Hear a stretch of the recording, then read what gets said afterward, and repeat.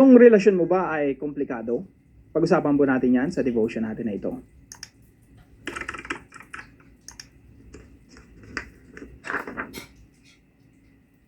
Magandang araw po sa bawat isa sa inyo. Welcome back to our 365 Daily Devotions, Bible Characters Edition.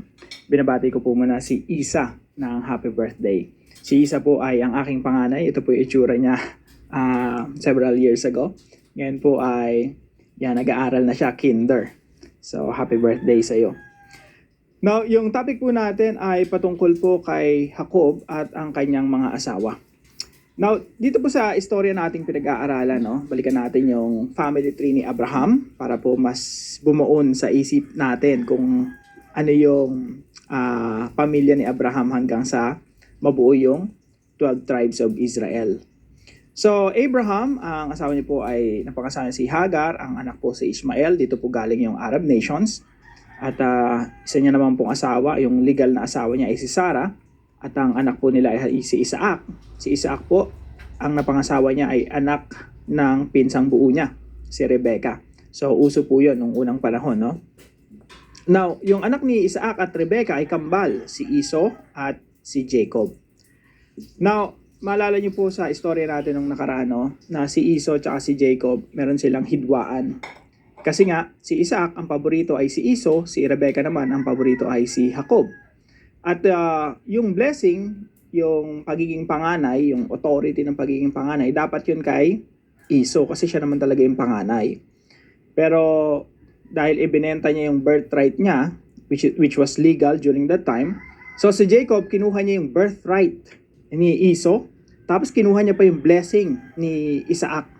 Kaya galit na galit si Esau kay Jacob. Gustong patayin ni Esau si Jacob. So si Jacob ngayon tumakas, pinatakas siya ng nanay niya na si Rebecca. At sabi ni Rebecca, Jacob, pumunta ka dun sa kapatid ko, si Laban. At doon ka muna manirahan. Pahupain mo muna yung galit ng kapatid mo sa'yo. So si Jacob po ay pumunta doon sa lugar kung saan nagmula sila Abraham at saan nagmula si Rebecca.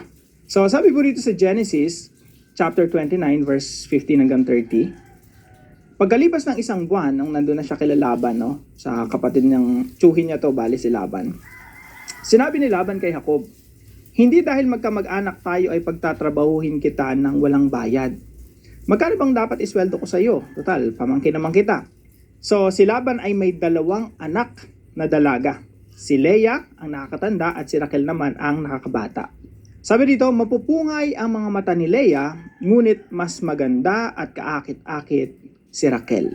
So ito pong si Jacob, na-attract siya kay Raquel. Now, sabi ni Jacob, okay, magtatrabaho ko sa iyo, pero gusto ko mapangasawa yung iyong anak na si Raquel. So nagkasundo sila, 7 years na magtatrabaho si Jacob kay Laban, at after 7 years mapapangasawa niya na si Raquel. But here's the problem. Pagkatapos ng 7 years, etong si Jacob, sabi niya, okay, bigay mo na sa akin yung anak mo si Raquel. Tapos nang maglingkod, natapos ko na yung 7 years. So nagpahanda si Laban, malaking handaan, malaking kasalan ang nangyari.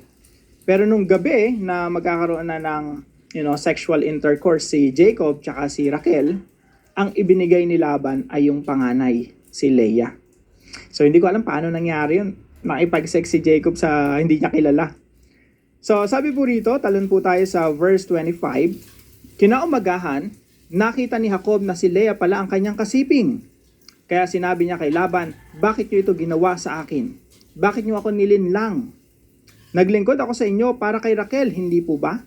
Sumagot si Laban, hindi kaugalian dito sa amin na mauna pang mag-asawa ang nakakabatang kapatid. Patapusin mo muna ang sanlinggong pagdiriwang na ito at pagkatapos ay bibigay ko sa iyo si Raquel kung maglilingkod ka sa akin ng 7 taon pa. Sa mga tuwid po, 14 years pinagtrabahuhan ni Jacob para makuha niya si Raquel. That was the story. Tingnan po muna natin yung family tree ni Abraham. Si Jacob po, ang una niya na pangasawa ay si Leah. Si Leah ay may alipin na si Zilpah. Tapos eventually napangasawa niya si Rachel. Si Rachel, may alipin siya na si Bilhah. Lahat po ito inanakan ni Jacob. So, ilan yung anak niya? Marami. 12 plus may babae pa si Dina. So, Ano nangyayari dito sa mga panahong ito? Ito po ay legal nung unang panahon, no? Legal po ito, cultural. Pag hindi magkaanak si Rachel, for example, kasi she was barren, hindi siya magkaanak. So, ibinigay niya si Bilha. Si Bilha po yung naging anak niya si Dan tsaka si Naphtali.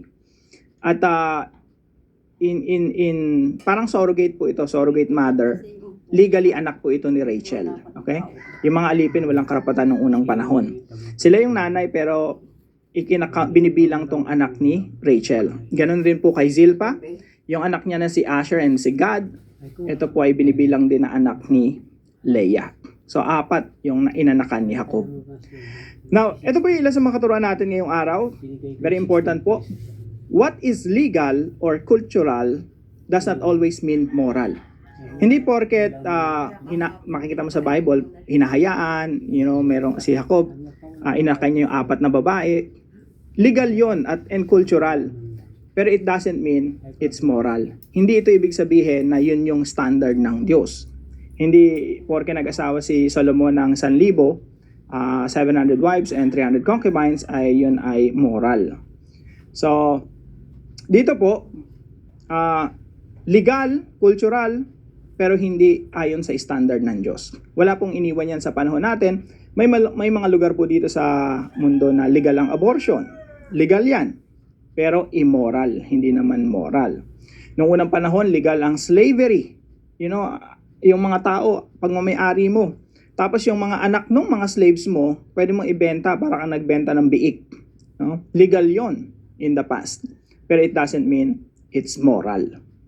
So, napakalaga po na tayo mga Kristiyano, alam natin yung legal tsaka biblical. At ang pinaglalaban po natin mga kapatid ay biblical. Naniniwala po tayo na yung mundo at yung ating bansa ay dapat matransform.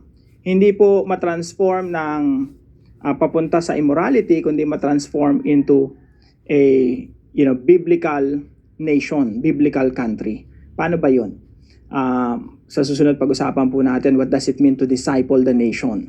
Na yung isang bansa ay nadidisipulo palapit sa ating Panginoong Hesukristo. Number 2 po, marriage is designed for one man and one woman. Ang marriage po, dinisenyo ng Diyos para sa isang lalaki at isang babae. Kaya nga po nung unang panahon, ang nilikha niya si Adan at si Eva, that was God's original design. Ito po ay inaffirm ng ating Panginoong Hesukristo sa New Testament. Bumabalik siya dun sa Genesis chapter 1, yung original design ng Diyos. One man, one woman. Pangatlo po, complicated relationship is not beyond redemption. Kung ang relasyon mo ay naging komplikado, si tatay, si nanay, may anak sa iba, ikaw mismo, marami kang kapatid na nasa labas, or quote-unquote sa labas, hindi ibig sabihin nun, broken na kayo forever. Bakit? Kasi merong Kristo. Si Jesus, pwede mong dalhin sa Kanya yung brokenness natin, broken relationships, mga relasyon na hindi ayon sa disenyo ng Diyos, pero nangyari na, nandiyan na. Hindi mo naman pwedeng isoli yung kapatid mo dun sa sinapupunan ng nanay niya o tatay niya. Kaya ang ginagawa natin ngayon, we surrender our brokenness to God. Because our brokenness is not beyond redemption. Ibig sabihin, lahat ng broken masasaayos sa pamamagitan ng ating Panginoong Hesukristo. Kaya nakakatuwa, no? May nakikita akong mga magkakapatid, magkakaiba yung nanay nila or tatay nila. They're united in Christ, masaya silang pamilya, nagmamahalan sila. At meron silang Christo-centric relationship. Kaya mga kapatid, kung ano man ang sitwasyon natin right now, huwag mong isipin na that's beyond redemption. Kay Kristo, merong pagsasaayos, merong restoration. Now, ito pong istorya ni Jacob, eventually, no? Makikita niyo po yung mga hidwaan sa magkakapatid. At ang pinakabiktima po nila dito ay si Joseph. Pag-aaralan po natin yan sa susunod. Now, paano po natin ito i-apply sa ating mga buhay? Number 1 po, do not deceive, otherwise you will be deceived. Mas maganda nga yung kasabihan na no? It is better to be deceived than to deceive. Mas mabuti pang ikaw na lang ang lokohin kaysa ikaw ang manloko sa iba. Si Jacob po kasi talagang manloloko. Naging oportunista siya sa kanyang kapatid na si Esau at naging manloloko siya sa tatay niya na si Isaac. Dito naman, nung nagpunta siya sa lugar ng kanyang sa kanyang tsuhin, siya naman yung niloko. At naramdaman niya yung sakit, no? 7 taon. Yung 7 taon pinagtrabuhan niya, mali yung binigay sa kanya. Yung hindi niya gusto, yung hindi niya mahal. By the way, complicated yung relationship ni Jacob kasi si Leah, napangasawa niya pero hindi niya naman gaanong mahal. Ang gusto niya si Rachel. Isipin niyo na lang kung anong nararamdaman ni Leah during that time. And actually, kaya maraming anak si Leah kasi pinagpala siya ng Diyos. Dahil hindi siya minamahal ni Jacob, kaya siya yung minahal ng Diyos. No? Pinagpala siya. So mga kapatid, do not deceive, otherwise you will be deceived. Sa ibang religion, ang tawag dyan ay karma. No? Sa ating mga Kristiyano, ang tawag natin dyan ay hustisya. Nanloko ka ng kapwa, later on, mararanasan mo na lokohin din. Number 2, entrust your relationship to God for redemption. Lahat ng mga relationships natin, broken man yan o hindi, ipinapailalim natin yan sa pagkapanginoon ni Kristo. Because in Jesus Christ, where there is brokenness, there is healing. Tandaan po natin yan. Kung saan merong sakit, merong pain, merong suffering, merong brokenness, pag binigay mo kay Kristo yan, merong healing, merong restoration, merong redemption. So kung ikaw yung tatay, no, ang dami mong anak, puro panganay sa iba't ibang mga babae, okay ka, o kaya bihira naman yung nanay, no, maraming mga panganay sa iba't ibang, bihira naman yun. Pero in any case, whatever your relationship may be, kung ito ay hindi disenyo ng Diyos, narinasan mo, nandiyan na yan, brokenness, it's not too late. Lapit ka sa Panginoon. You surrender your relationship to God to find healing and redemption. Dahil sa Panginoon, hindi huli ang lahat. Pangatlo po, make a promise to be faithful to only one spouse. Kung ikaw ay naliligaw pa lang, no? At meron kang nililigawan na isang babae, dapat yun na yung resolve na I will love this woman for the rest of my life. Isa lang talaga for the rest of my life. Ganun din sa babae, may naliligaw sa'yo, sinagot mo, nagpasya kang pakasalan, siya talaga yun for the rest of your life. Make a promise to be faithful to only one spouse. Bakit po mga kapatid? Kasi po, tingnan mo na lang yung, kung may mga mag-asawa dito, no? Subukan mo lang, tingnan mo lang yung asawa mo, no? Asawa mo lalaki, asawa mo babae. Kukuha ka pa ba ng isa? Dadagdagan mo pa ba yan? Sakit na sa ulo niyan eh. yung iba siguro ganun nasa isip, no? Sakit na sa ulo nito, dadagdagan ko pa. Actually, talaga sasakit ang ulo mo pag dinalawa mo yung dapat na isa. And you just have to make a promise na kahit anong mangyari, kumulubat man yung mukha niyan, natanggalan man yung kaseksihan niyan at puro stretch marks na at si lalaki naman ay kumulubot na yung mukha at humina na yung tuhod, dapat i-commit mo pa rin yung sarili mo na ikaw lang yung mamahalin ko for the rest of my life. Alam niyo po, may iwasan niyo yung complication ng relationship.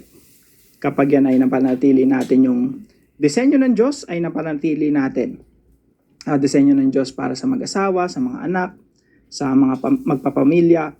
Pag yan ay hindi natin ginawa ayon sa kalooban ng Diyos, magiging komplikado po yan. At magsasuffer po hindi lang tayo, kundi ang buo nating pamilya. Pero kung sakali naman na nagawa na natin yung isang bagay na mali, huwag nating isipin na huli na ang lahat. Dahil kay Kristo, merong redemption, merong healing, merong restoration. Si Kristo ang sagot sa iyong relasyon. Broken man yan o hindi. Now, para po sa ating discussion, why should we base our morality on the Bible and not on culture? Bakit yung morality natin nakabase sa Biblia, hindi nakabase sa batas na ginawa ng tao o sa kultura ng tao o sa mga bagay na pinagdidesisyon ng tao o tradisyon o kinagawian? Bakit Bible ang ating basihan? At para naman po sa ating dive deeper, what is the importance of the 12 tribes of Israel? Anong importansya ng 12 tribes of Israel? Bakit natin siya inaaral? And nasa na yung 10 na nawawala, no? Where are the 10 lost tribes of Israel? Sagutin po natin yan mamaya sa ating dive deeper video. Tayo po yung manalangin. Father God, I see myself in Jacob. I often try to fix things on my own. and hold tight to control. Sometimes you allow struggles that leave me weak, and I don't like that. But today I see that you are not against me. You are working in me. Teach me to stop running and start trusting. Help me cling to you, even when it hurts. Because I know you bless those who depend on you. Change my heart, not just my situation. I want to walk with you, not ahead of you. In Jesus' name, amen and amen.